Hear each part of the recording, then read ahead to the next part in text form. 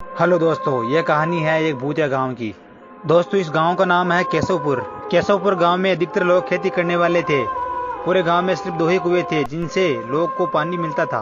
कुछ समय बाद गांव का एक कुआं पूरी तरह सूख गया। अब पूरे गांव के लोग पानी की जरूरत के लिए एक ही कुएं पर निर्भर थे।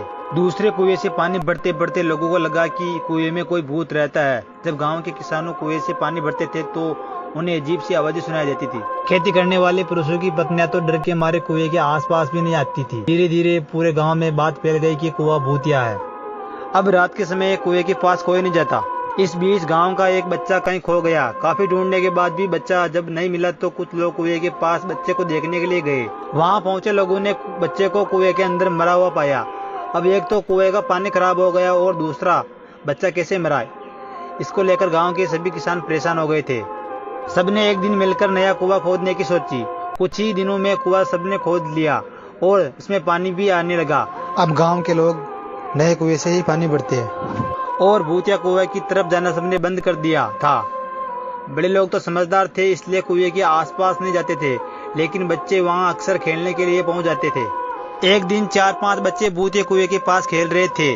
तभी एक बच्चा कुएं में गिर गया। उसके चीखने की आवाज सुनकर पूरे गांव वाले दौड़ते हुए भूतिया कुएं के पास पहुंचे। उन्होंने कुएं के अंदर देखा तो बच्चा मरा हुआ दिखा।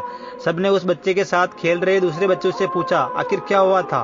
बच्चों ने कहा वो खेलते खेलते पानी को देखने गया और अचानक कुएं में गिर पड़ा।